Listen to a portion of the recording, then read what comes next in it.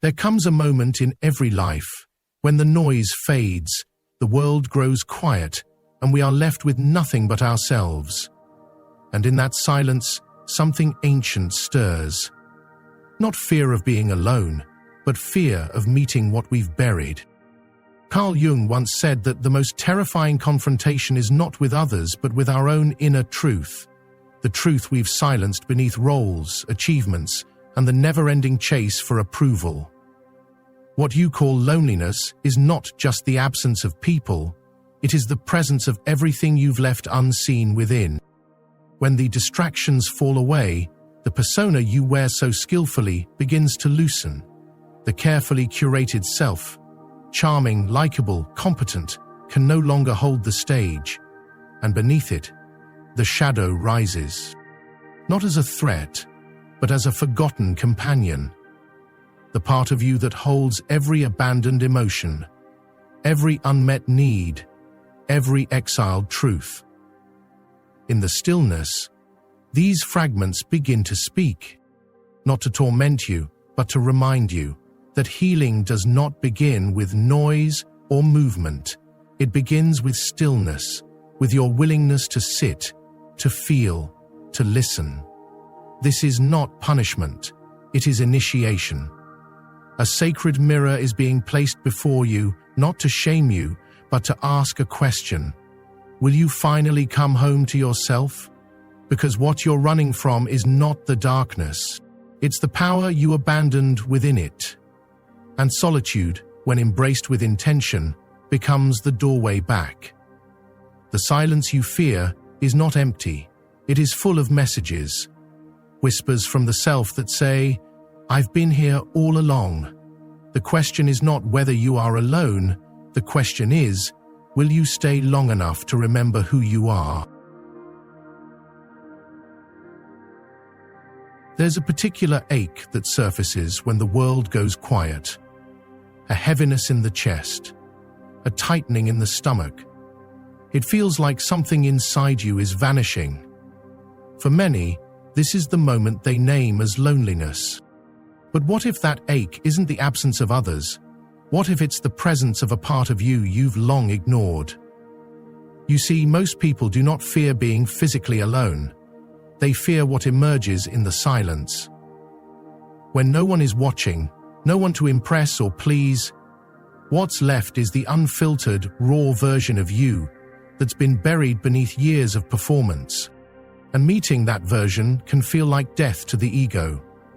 Jungian psychology tells us that true emptiness is not a void, it is a disconnection from the self. You may have gained approval, played every role perfectly, and followed every external rule to belong, but in the process you abandoned your soul's voice. You silenced your instincts to avoid conflict. You ignored your emotions to appear strong. And now, when solitude finds you, all that suppression surfaces. The stillness becomes unbearable because it exposes what you have refused to feel. This is not weakness, it is the beginning of healing. The grief that rises in loneliness is not just about missing others, it is about missing yourself, your joy, your depth, your truth. And when you sit with that pain, you are not falling apart, you are falling into truth. Jung believed that the soul whispers through discomfort. It does not scream. It aches, it nudges. It invites you to see where you left yourself behind. And if you listen, if you dare to stay present with that ache, you'll see that loneliness is not an enemy. It is a mirror, one that shows you the life you've been too afraid to claim. In this light, the pain of solitude is not a punishment. It is a sacred message. It is your unconscious saying, "Come back, reclaim what you've lost." It's not about fixing yourself or rushing to fill the silence with distractions. It's about asking, what part of me have I forgotten?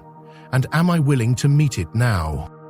This is the hidden truth Jung pointed us toward, that the emptiness we run from is a threshold, a doorway. And if you walk through it, you won't find despair, you'll find the beginning of your return not to a version of you shaped by expectation, but to the self that has waited in the quiet all along.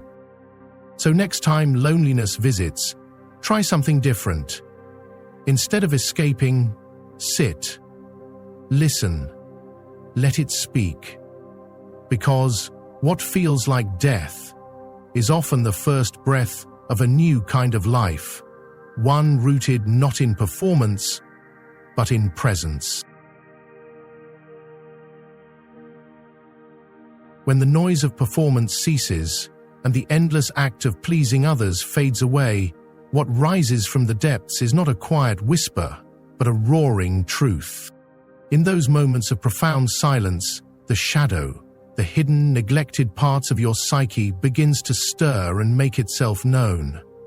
Jung understood this stirring not as a sign of defeat, but as the fertile ground from which true transformation emerges.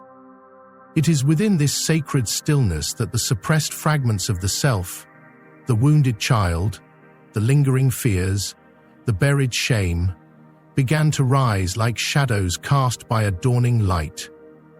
This awakening can feel overwhelming, even terrifying, as if the foundation beneath you shakes.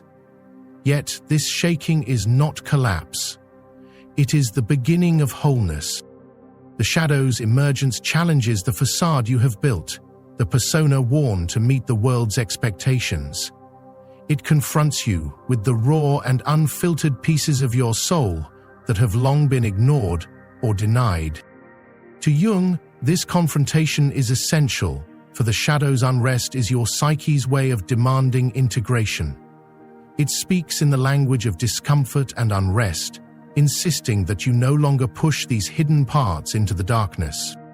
This is not a moment to run or hide, but an invitation to brave the depths within. The pain and despair you encounter are not your enemies, but messengers guiding you toward healing. In real life, this process is often misunderstood. Many mistake the rise of the shadow for failure or a descent into darkness. Yet, it is precisely through facing this inner turmoil that the journey toward inner freedom begins. Healing does not come from denial or avoidance, but from embracing all that you are, including the fragments you once feared. This process, though challenging, unfolds the path to a more authentic, unified self. The shadow, once integrated, transforms from a source of haunting to a wellspring of strength and wisdom. As you face this powerful inner awakening, remember that you are not alone. This is a shared human experience, a universal rite of passage. And as Jung wisely taught, one does not become enlightened by imagining figures of light, but by making the darkness conscious. Your courage to sit with the shadow is the gateway to profound healing and the emergence of your truest self. True healing does not flourish amidst the noise and applause of the crowd. It takes root in the quiet sanctuary of solitude, where the soul can breathe without distraction or expectation. In the rush of daily life, surrounded by the endless chatter of validation and performance, the call to step away can feel like surrender. Yet, it is in this retreat that the profound work of individuation begins, the sacred journey toward becoming whole. Schopenhauer once spoke of strength found in solitude, but Jung illuminated its deeper purpose. Solitude is the crucible in which the false self dissolves and the authentic self is born anew. Choosing solitude is not an act of running away from life, but a courageous embrace of your inner world. It is a deliberate descent into the depths of your being, where the masks imposed by society, family, and self-doubt are stripped away. This alchemical container holds the tension between what was and what can be, between the shadows of the persona and the emerging light of your true nature. Within this sacred space, the fragmented parts of your psyche begin to coalesce, not through external affirmation, but through quiet, persistent self-encounter. In modern life, this path can feel lonely, even alienating. The relentless pace and the digital noise often tempt us to avoid ourselves and seek distraction instead of reflection. Yet Jung's wisdom reminds us that solitude is not emptiness but fullness, the womb of transformation, where the new self gestates. It is here that healing transcends the superficial and touches the core of our being. As the false self unravels, the authentic self awakens, bringing with it a sense of groundedness and clarity that no external applause can provide. This rebirth is neither swift nor easy. It demands patience and compassion as old patterns fall away and new ways of being emerge. But the reward is profound, a life lived with integrity, guided not by the expectations of others, but by the quiet voice within. In solitude, you learn to trust your own rhythm, your own truth. You become a being who does not seek to be seen or validated, but simply to be. And in that beingness, there is healing so deep and transformative that it touches every aspect of your life. The emptiness you carry is not born from a lack of company or external absence. It is a profound exile of your own essence, a soul displaced from its true home within you. From earliest memories, you were taught to perform, to please, to mold yourself into forms acceptable to others. This conditioning wove itself so deeply into your being that the delicate compass of your inner truth was overshadowed by the loud demands of approval. Each effort to meet expectations became a quiet betrayal of the self, a slow erosion of the soul's authentic voice. The more you reached outward for validation, the more your inner world grew silent, hollow, and restless. This internal void is not a punishment or a mere consequence of solitude. It is a sacred cry from the depths of your being. It calls for reunion, an embrace of all that you have hidden, denied, or abandoned in pursuit of acceptance. Carl Jung understood this longing as the soul's urgent plea to come home, to reunite with itself. The path back is not found through distraction or external relationships, but through an inward journey of reconciliation. Healing begins when you stop running from the parts of yourself that feel lost or unworthy, and instead meet them with openness and compassion. This reunion demands courage, for it means facing the painful fragments scattered by years of neglect, the suppressed dreams, the silenced desires, the fears wrapped in shame. Yet within this confrontation lies the gateway to wholeness.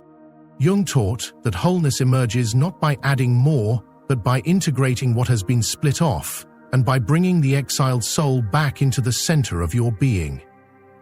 When you begin to listen to this inner exile, the emptiness transforms from a wound into a sacred space, a fertile ground where your essence can reawaken and grow. In practical life, this often looks like moments of stillness where the noise fades and you confront the quiet ache inside.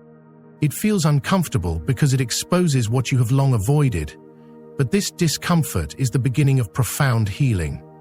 It is the soul's way of guiding you back to your own truth, away from borrowed identities and facades. And as this reunion unfolds, your life shifts.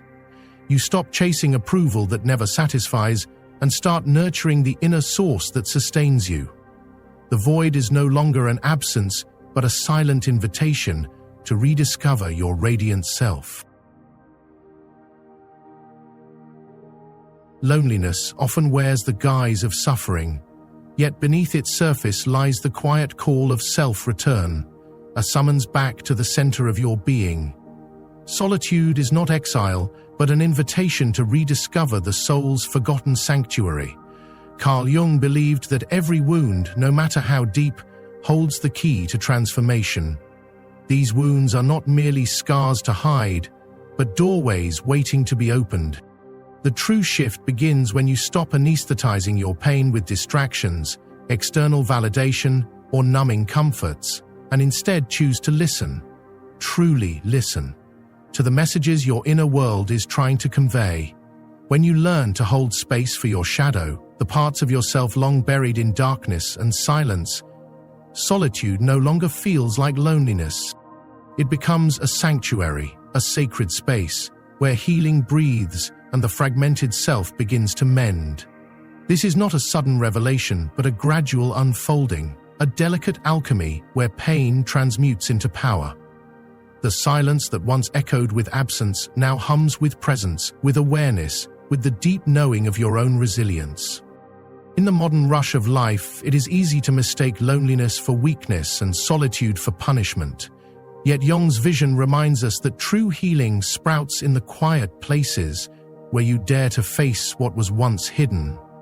The parts of you that ache, that fear, that grieve, these are the very seeds of your rebirth. By embracing your shadow with patience and compassion, you reclaim the lost fragments of your soul. Solitude, chosen consciously, becomes the crucible where the false self is burned away and the authentic self rises renewed. This transformation asks for courage, for stillness, and for trust in the unseen processes of the psyche. It means standing with yourself when the world is hushed, when no applause follows, when only your own breath marks the rhythm of your being. But in that sacred solitude you find a power no one can take. A power rooted not in control or conquest, but in the deep harmony of being wholly, unapologetically you. Solitude ceases to be a place of absence. It becomes the wellspring of presence, the ground from which your truest life flows. Every distraction you cling to, every habit you repeat, every craving you chase, these are not mere escapes, but veils that hide you from yourself. They are the masks worn by the ego, desperate to avoid a confrontation with the deeper, shadowed parts of your being. Jung taught that the ego, fragile and fearful, flees when the shadow looms too close. It resists annihilation, the dissolution of the false self that has long ruled by illusion and defense. But what if healing does not come from fleeing, but from the courage to remain? What if the true transformation begins the moment you cease running from your own reflection? When all the noise subsides, when the distractions fall away like leaves in autumn, you are left with emptiness. Yet this emptiness is not a void to fear, but a sacred space waiting to be filled. Jung understood this space as the forgotten self, the authentic core overshadowed by years of survival masks and societal expectations. To meet this emptiness with openness is to meet the true you, the self that was always there beneath the layers of doubt, fear, and pain. It is not a flaw or failure, but a powerful invitation to reclaim wholeness. In this raw encounter, you begin to live beyond reaction and performance. You step into a life marked by depth rather than distraction, truth rather than illusion, and power born not from control but from authenticity. This journey is not a sprint, but a slow, intentional unfolding, where you learn to hold the fullness of your being, the light and the darkness, with equal grace. The ego's grip loosens, and you find a profound freedom that cannot be given or taken away. Modern life tempts you to look outward endlessly, to seek fulfillment in achievements, relationships, or external validation. But Jung's wisdom guides you inward, to a place where healing is not about fixing what is broken, but rediscovering what was lost. It is in this quiet stillness that your soul's true power emerges, not as a roar, but as a steady pulse beneath the chaos. You begin to walk with presence, with integrity, and with the resilience that no external force can shake. This is the power of staying, the power of facing what you once feared, the power of embracing the forgotten self and inviting it home. When you stop running, you stop being a ghost of someone else's expectations and become the living, breathing embodiment of your own truth. Here, healing is not an end but a continual becoming, a sacred dance with all parts of yourself in the light of awareness. You were never merely lonely. Beneath that aching void, beneath the restless search for someone else to fill the silence, there was a summons, a quiet, persistent call from your own soul, beckoning you back to yourself. The journey we often mistake for seeking connection with another is, in truth, the most profound pilgrimage one can embark upon, the journey inward, to the sacred landscape of the self. Carl Jung, the great explorer of the unconscious, reminds us that the external world is a mirror, but only when we dare to turn our gaze inward does true awakening unfold. Who looks outside dreams. Who looks inside awakens. In this awakening lies liberation, not the fleeting relief of companionship, but the enduring peace of being at home within your own depths. The path to this inner home is neither easy nor immediate. It requires the courage to face what was once left behind, the fractured, the shadowed, the silent parts that we often shun in pursuit of acceptance or comfort. Yet these parts hold the key to our wholeness. When we cease running from the echoes of our own soul, when we stop trying to drown out our silence with external noise or distraction, we begin to understand that the so-called loneliness was not an absence, but a sacred space, a fertile void waiting to birth the real us. This is the place where the masks fall away and the persona dissolves, revealing the authentic self beneath, who has been waiting patiently through all the years of searching. To finally meet yourself is to embrace both the light and the darkness within. It is to acknowledge the wounds and the wisdom, the fears and the strengths, without judgment or denial. This meeting is not a moment of perfection, but a continuous unfolding of presence and acceptance. It is a radical act of love, self-love that does not demand or depend on another. This love roots you in your own ground, making you impervious to the chaos and conditionality of the outside world. You no longer seek validation because you carry within yourself a profound sense of worth. This inner sanctuary becomes the source of your strength, your creativity, and your capacity to love without losing yourself. And as you become whole, you begin to see that the world around you shifts as well. Relationships no longer feel like escape routes or desperate attempts to fill a void. Instead, they become reflections of your own completeness, mirrors that enhance and deepen your journey rather than define it. You no longer attract those who seek to fix you or whose presence demands the sacrifice of your essence.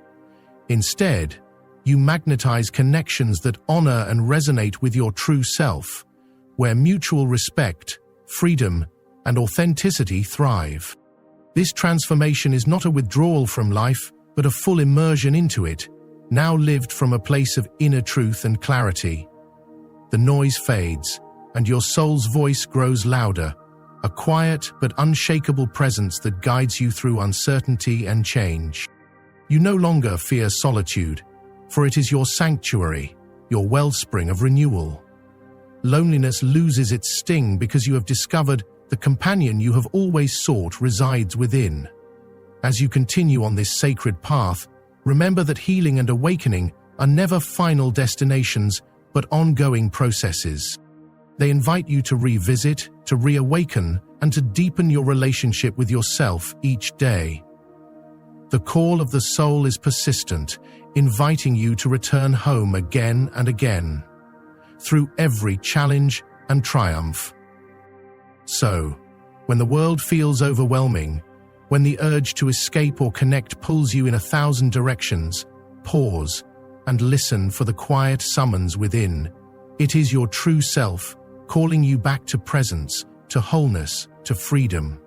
This is where your power lies. This is where you are truly alive. You are never just lonely. You are always being summoned to your soul, your essence, your eternal self. And now, having answered that call, you can walk forward, not as a seeker, but as one who has finally arrived. If this message stirred something inside you, don't stop here. The next video will take you even deeper into the journey of healing, growth, and self-discovery. It might just be the breakthrough your soul has been waiting for. Tap into it now. Hit subscribe, turn on notifications, and join a community committed to truth, transformation, and real inner change.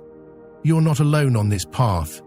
I'll meet you in the next video, where we continue becoming who we were always meant to be.